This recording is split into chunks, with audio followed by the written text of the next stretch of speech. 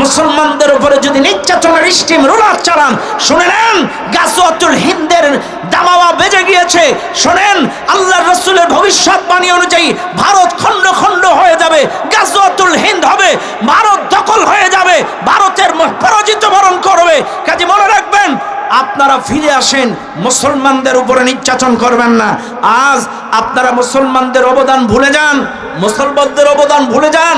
তাকান ইতিহাস, তাকান ব্রিটিশ বিরোধী আন্দোলনে টোটাল 90,000 মারা গেছে, 90,000-এরও বেশি মারা গেছে। তার মধ্যে 62,000 শুধু মুসলমান শহীদ হয়েছে, 62,000 খালি মুসলিম শহীদ হয়েছে। 90,000-এর ভেতরে 62,000 মুসলিম শহীদ ব্রিটিশ বিরোধী আন্দোলনে। আর আজকে সেই মুসলমানদের অবদান আপনারা ভুলে যান, মুসলমানদের উপরে নির্যাতন। এটা করবেন না, এটা করবেন না, এটা করবেন না।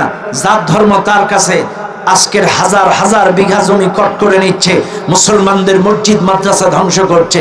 কেন মেতেছেন এই ধ্বংসলীলায়? কেন? আজকে নেতানিয়াহু যেই কায়দায় গাজা নষ্ট করছে, তোমরাও আজকে সেই কায়দায় লেগে গেছো। আল্লাহর গজব অলরেডি ইসরায়েলে চলতেছে। দাবানল, একদিকে বন্যা আর একদিকে দাবানল। কারণ এমন গজব ভারতে আসবে, ভারতের মানুষ কিন্তু সেই গজব ঠেকাইতে পারবে না। কথা বলেন ঠিক না বেঠিক? ভাইরা আমার, কাজে বলবো যার ধর্ম তার কাছে, হিংসা বিদ্বেষ করবেন না। কথা কন ঠিক না বেঠিক? আমরা মিলেমিশে থাকতে চাই।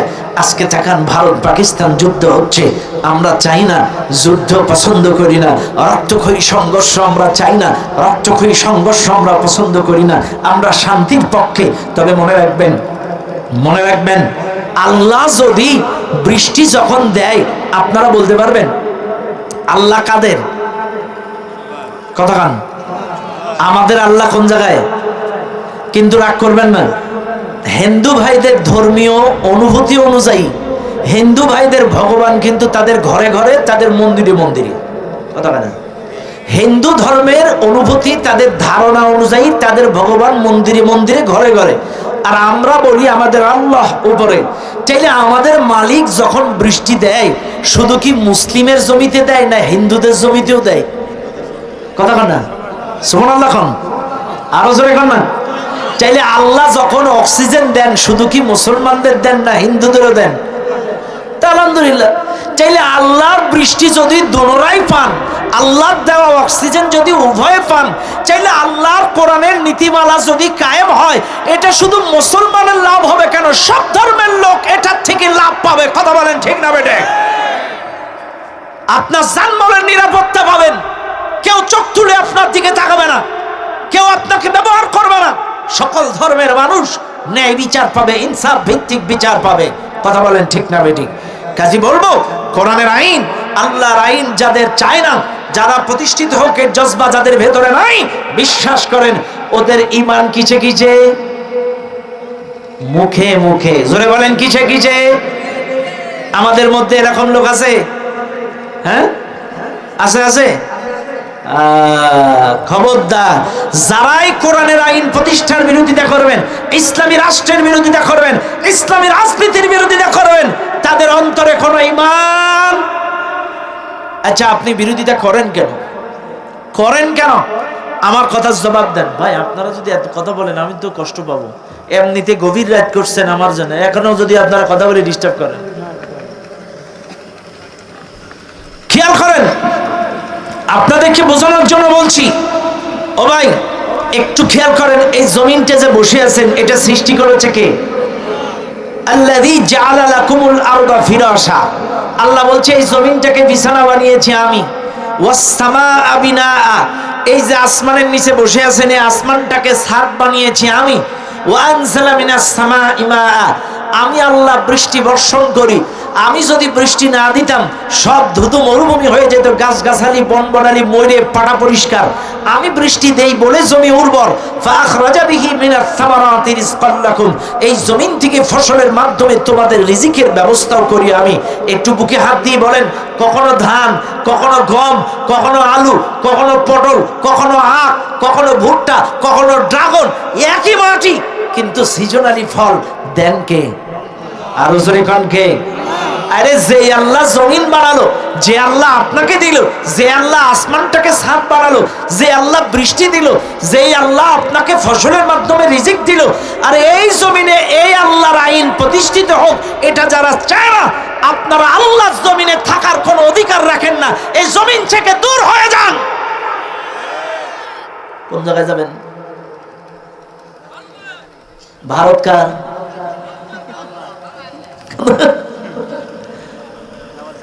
একটা কথা মনে পড়ে গেল, পাকিস্তানে এক কবি, বুঝলেন, পাকিস্তানে এক মুসলিম কবি মসজিদের মধ্যে বসে মদ খাচ্ছে। কি খাচ্ছে?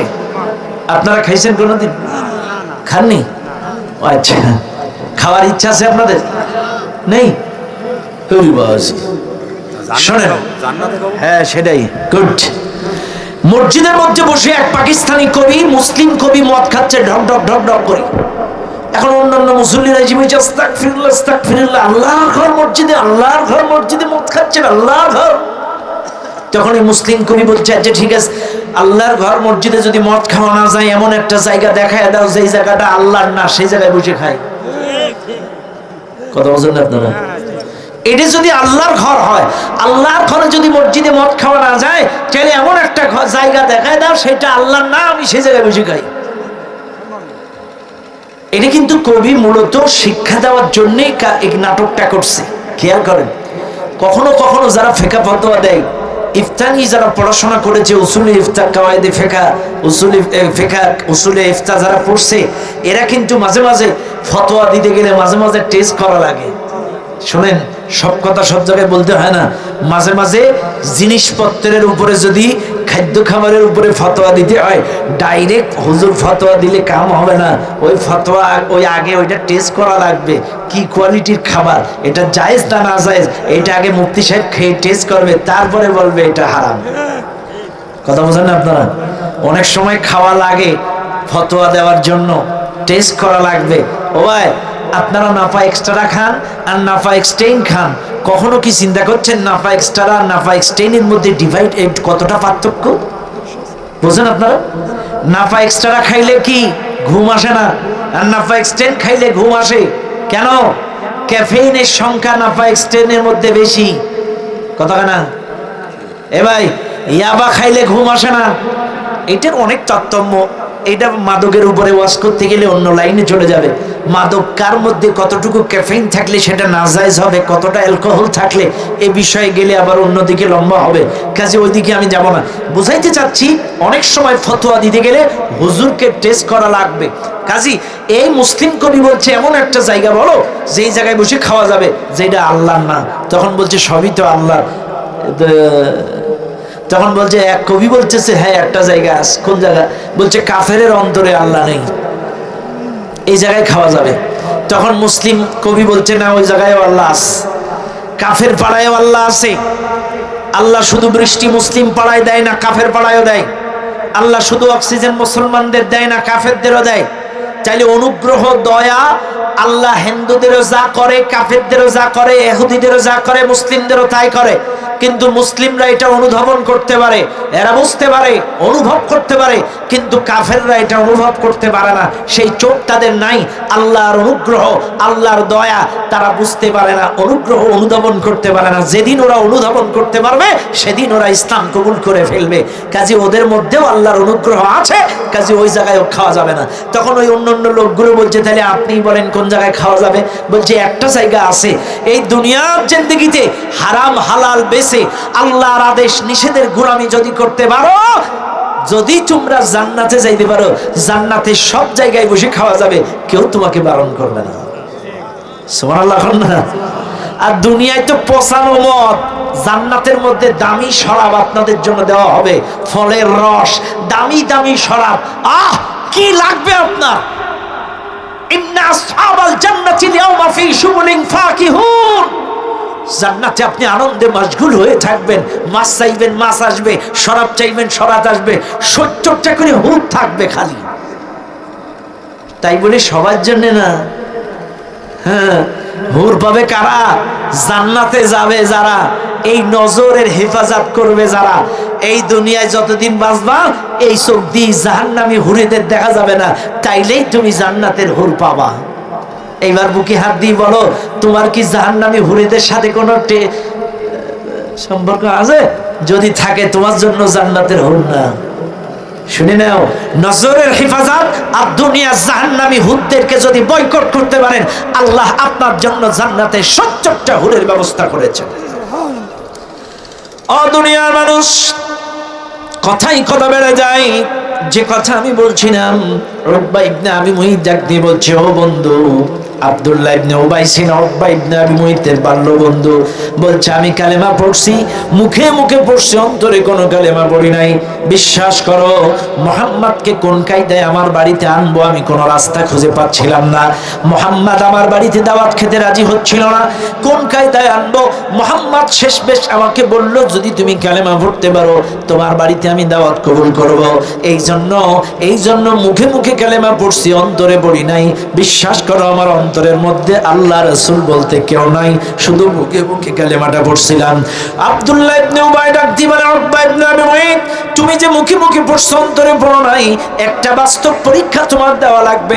কি পরীক্ষা দেওয়া লাগবে? এই মুহূর্তে আমার সঙ্গে তুমি মুহাম্মাদের বাড়ি যাবা। মুহাম্মাদের বাড়ি যায় আমার সামনে যদি মুহাম্মদকে থুতু নিক্ষেপ করতে পারো, নাউজুবিল্লাহ, আমার সামনে রাসূলের উপরে যদি থুতু মারতে পারো, আমি বুঝবো তুমি মুখে মুখে পড়ছো, অন্তরে ঈমান নাই। আর যদি রাসূলকে থুতু মারতে না পারো, আমি বুঝবো তোমার অন্তরে ঈমান আছে, দুর্বলতা আছে। উকবা ইবনে আবি মুইত ডাক দিয়ে বলে, বন্ধু আমি যে একটু বলেছি মুখে মুখে পড়ছি, অন্তরে পড়ি নাই, বিশ্বাস করো এই মুহূর্তে আমি তোমার সঙ্গে যেতে রাজি। চলো মুহাম্মাদের বাড়ি যে থুতু মেরে প্রমাণ করে দেব আমার অন্তরে কোনো ঈমান নাই। শুনে নেন দুনিয়ার মানুষ, উকবা ইবনে আবি মুইত, আব্দুল্লাহ ইবনে উবাই দুজন মিলে রাসূলুল্লাহর বাড়ি চলে গেলেন। রাসূলুল্লাহ বসা আছেন, হঠাৎ করে উকবা ইবনে আবি মুইত রাসূলুল্লাহর বাড়ি যে রাসূলকে উদ্দেশ্য করে দূর থেকে থুতু নিক্ষেপ করলেন। থুতুটা রাসূলুল্লাহর গায়ে লাগে নাই, থুতুটা নিচে পড়লো, রাসূলুল্লাহ দূরে সরে গেল, টেকনিক্যালি পাশ থেকে সরে গেল, নবীজির গায়ে থুতুটা লাগে নাই। সঙ্গে সঙ্গে আল্লাহর পক্ষ থেকে আয়াত নাজিল হয়ে গেল, ইয়া ওয়াইলাতা লাইতানি লাম ফুলানান খলিলা। সাথে সাথে আল্লাহর পক্ষ থেকে আয়াত নাজিল হয়ে গেল। আল্লাহ পাকের নবী তিলাওয়াত করে শুনিয়ে দিলেন, শুনে নাও দুনিয়ার মানুষ, কিয়ামতের কঠিন মুসিবতের ময়দানে এই মানুষগুলো যখন আল্লাহর আদালতে দাঁড়াবে, এই মানুষগুলো বুকে হাত থাপড়াবে আর বলবে, হায় আফসোস, হায় দুর্ভাগা, দুনিয়ায় যদি ওই সকল অসৎ বন্ধুদেরকে বন্ধু না বানাতাম, নাস্তিকদের যদি বন্ধু না বানাতাম, ইসলাম বিদ্বেষীদের যদি বন্ধু না বানাতাম, ওই চোর মাতাল লম্পট চাঁদাবাজদের যদি বন্ধু না বানাতাম, সন্ত্রাসদের যদি বন্ধু না বানাতাম, ওদের সাথে বন্ধুত্ব করার কারণে আজ এই অবস্থা। বন্ধুত্বের কারণে আল্লাহর পক্ষ থেকে আয়াতটা নাজিল হয়ে গেল। শুনে নেন আজকের দলুয়ার মুসলমানেরা, উকবা ইবনে আবি মুইত কিন্তু নিজের ইচ্ছায় কিন্তু থুতুটা মারে নাই, থুতুটা মারছে বন্ধুত্বের পাল্লায় পড়ে। নিজের ব্যক্তিগত ইচ্ছায় রাসূলুল্লাহর উপরে থুতুটা মারে নাই, মারছে বন্ধুত্বের পাল্লায় পড়ে। আব্দুল্লাহ ইবনে উবাই জোর করে তাকে পরীক্ষা দেওয়ার জন্য ডেকে নিয়ে গেল। চাইলে এখান থেকে বোঝা গেল সঙ্গ দোষে মানুষ খারাপ হয়ে যায়। এই পৃথিবীতে যত মানুষ যত খারাপ কাজ করে, ম্যাক্সিমাম সঙ্গ দোষে মানুষ খারাপ কাজটা করে, সম্পাদন করে। শুনে নেন দুনিয়ার মানুষ, এই মাহফিলে যারা আছেন বুকে হাত দিয়ে বলেন, বিড়ি খাওয়া শিখছেন কার কাছ থেকে? গাঁজা খাওয়া শিখছেন কার কাছ থেকে? ফেন্সিডিল খাওয়া শিখছেন কার কাছ থেকে?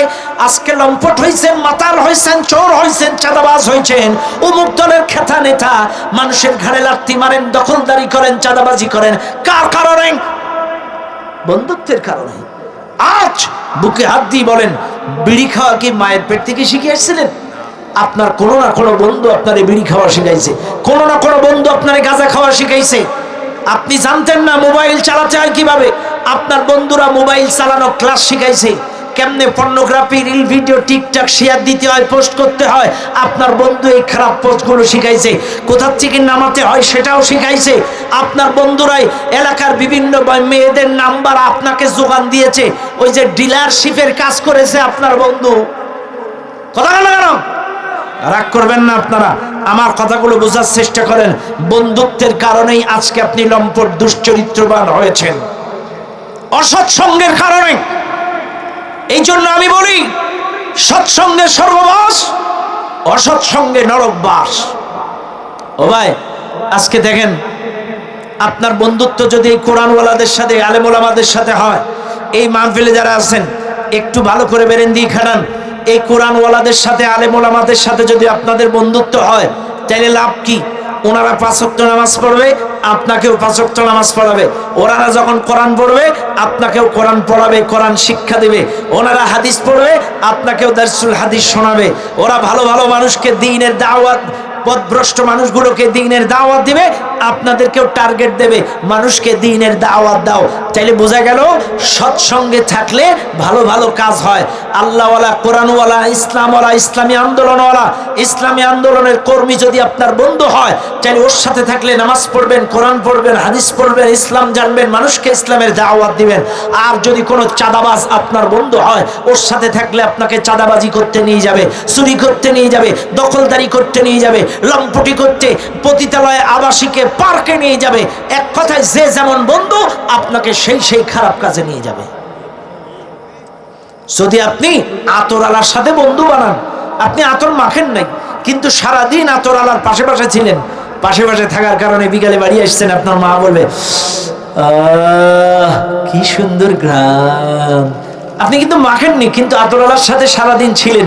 ঠিক একইভাবে আপনি গাঁজা খাননি, কিন্তু একটা গাঁজাখোর বন্ধুর সাথে সারাদিন পাশে পাশে ছিলেন। আপনি বিড়ি খান না, কিন্তু একটা বিড়ি খাওয়া বন্ধুর সাথে সারাদিন ঘুরছেন। বিকেল বেলায় বাড়ি আসবেন, কিরে তোর গায়ে কি?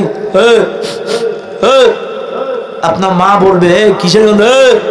কতখানা? সৎসঙ্গে স্বর্গবাস, অসৎসঙ্গে নরকবাস। বিড়িখোরের সাথে থাকলে বিড়ি খাওয়া শেখায়, একটা নামাজি বন্ধুর সাথে থাকলে নামাজ পড়া শেখায়, একটা হাফেজ বন্ধুর সাথে থাকলে সহিহ শুদ্ধ কোরআন শেখায়, ইসলামী আন্দোলনের কর্মীদের সাথে থাকলে ইসলামী আন্দোলন শেখায়।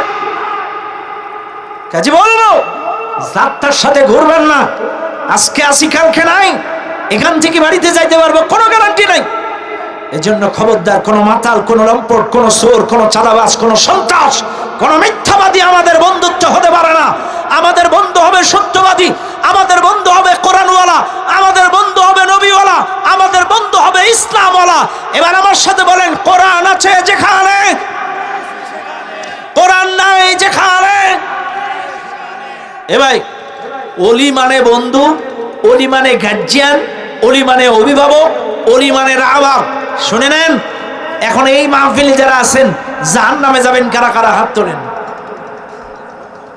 কেউ না? আচ্ছা, জান্নাতে যাবেন কারা কারা? হাত তোলেন। এত শখ? আচ্ছা, হাত নামান। আলহামদুলিল্লাহ, আশা রাখা ভালো। শোনেন, কার উসিলায় কে কখন হেদায়েত পাবে কিচ্ছু বলার নেই। আপনাদের সবাই জাহান্নামে যাওয়ার ইচ্ছে নেই, কিন্তু জান্নাতে যাওয়ার আশা সবার আছে। এই মাহফিলের 80% মানুষ জান্নাতের রাস্তা চেনে না। এবার বলেন, রাহবার, গার্জিয়ান, অভিভাবক, বন্ধু এমন হওয়া উচিত যে জান্নাতের রাস্তা চেনে, আল্লাহর পথ চেনে, কোরআনের পথ চেনে, জান্নাতের রাস্তা জানে। এমন মানুষকে অভিভাবক বানান, এমন মানুষকে রাহবার বানান, এমন মানুষকে গার্জিয়ান বানান।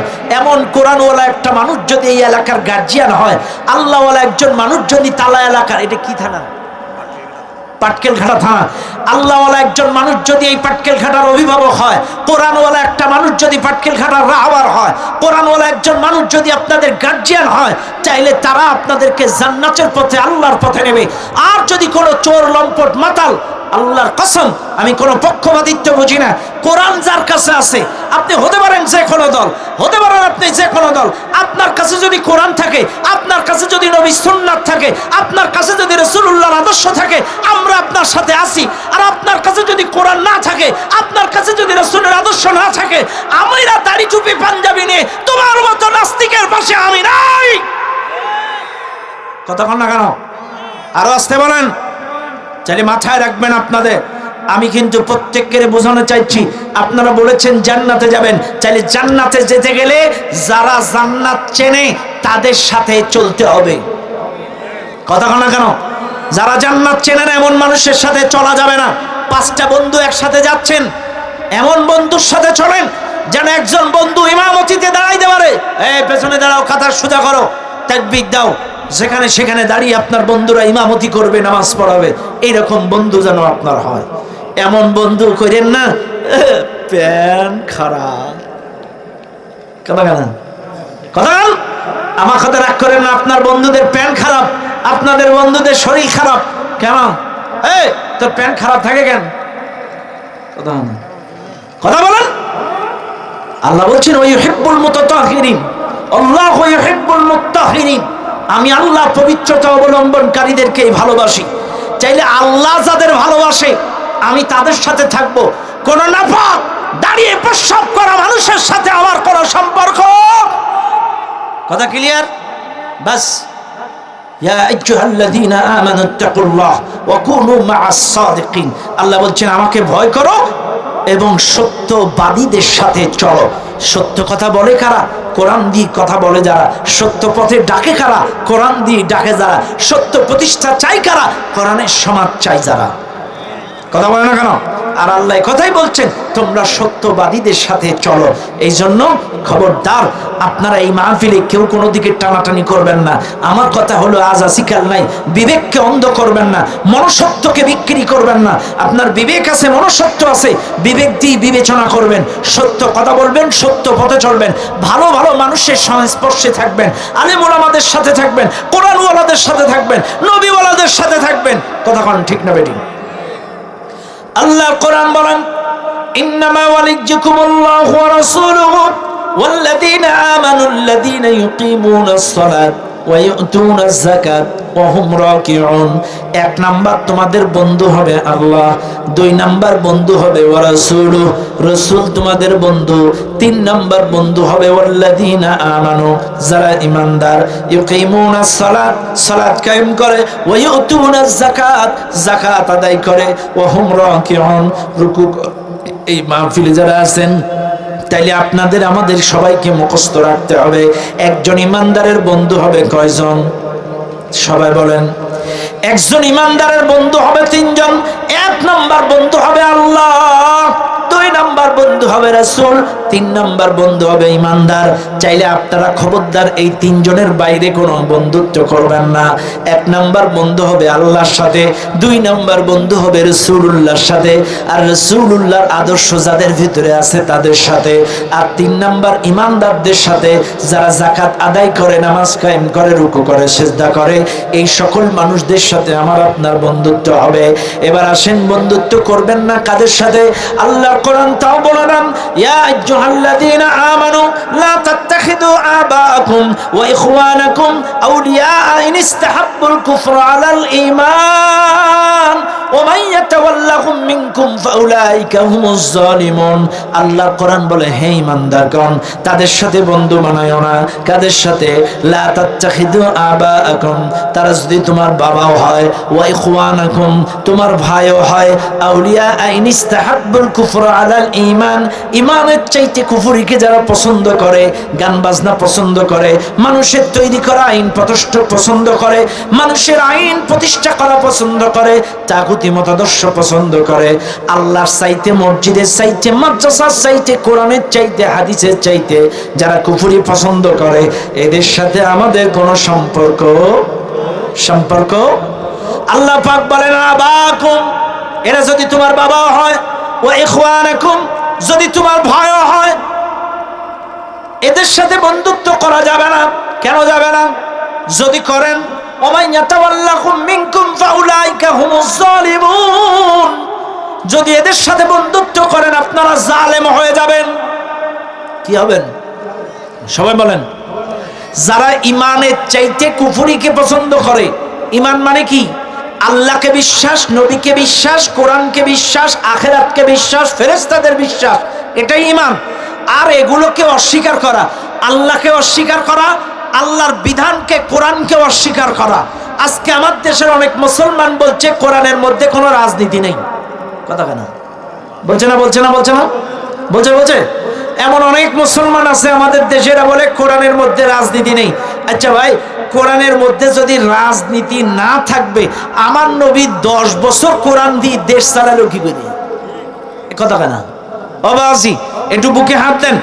আপনারা নবীর উম্মত দাবি করবেন, আশিকের রাসূল দাবি করবেন, মুখে সাপ দাড়ি রাখবেন, মাথায় টুপি পরবেন, আর আমার রাসূল যে 10 বছর কোরআন দিয়ে দেশ চালাইছে এটা স্বীকার করবেন না?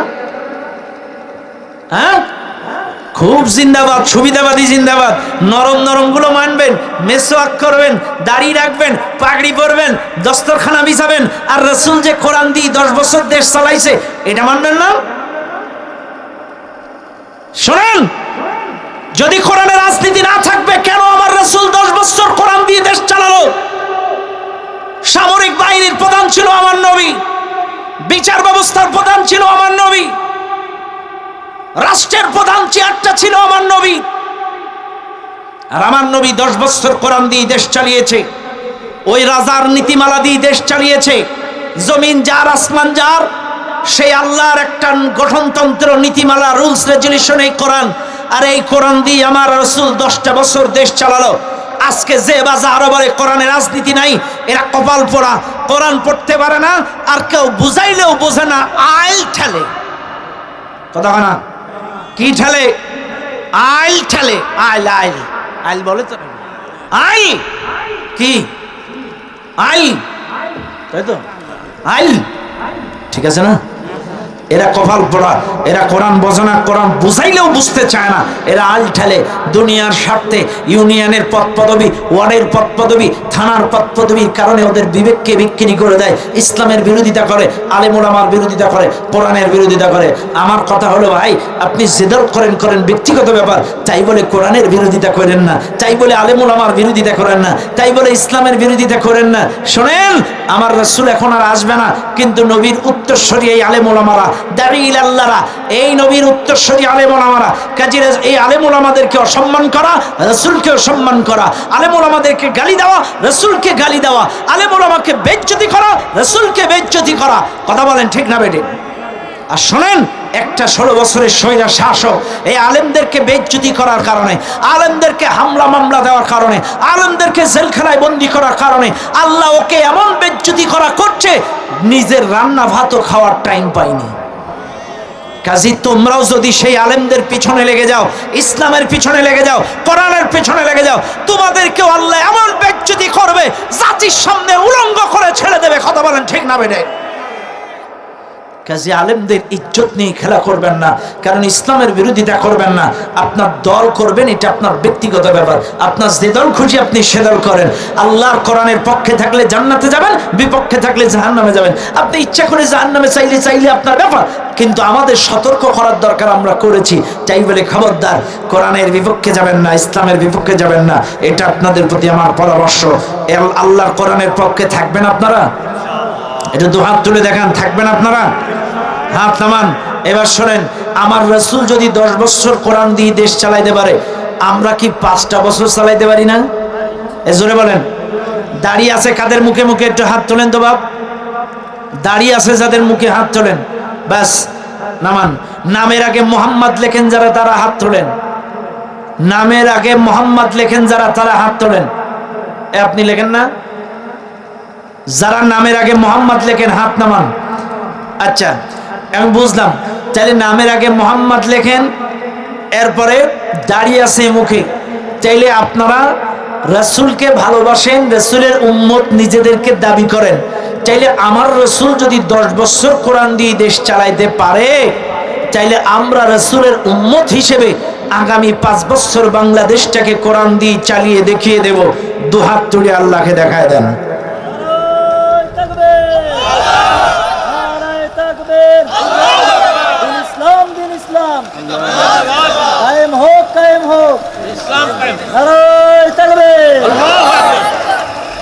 না খেয়ে আসছেন বাড়ির থেকে? খালি গলায় নাতি কি গলায়, আবার তাকবীর দেবে তা পাটকেল ঘাটাতে শোনা যাবে। মাছ মরা শ্রোতা নিয়ে ওয়াজ হয়। কষ্ট পাচ্ছেন আপনারা? কষ্ট পাননি তো? আমি একটি কথা নিজের বাড়িয়ে বলেছি, সব কিন্তু কোরআনের আয়াত দিয়ে দলিল দিয়ে বলেছি। আর কথা বলবো না, 12টা বেজে গেছে, আর কথা বলবো না। আসেন আমরা দোয়া করব। সবাই বসেন। শেষ ভালো যার সব ভালো তার, কেউ উঠবেন না। শেষ ভালো যার সব ভালো তার, আল্লাহর রাস্তায় সবাই বসেন। আজান দেব না, মাইকে টানতেছে না গলা। ভাই আমি এই কষ্ট করে, আমি এমনি অসুস্থ, মারাত্মক অসুস্থ, তারপরেও কষ্ট করে আসছি। আরে মাইকে কথা টানছে না, আমি জোর করে ঠেলে দিচ্ছি।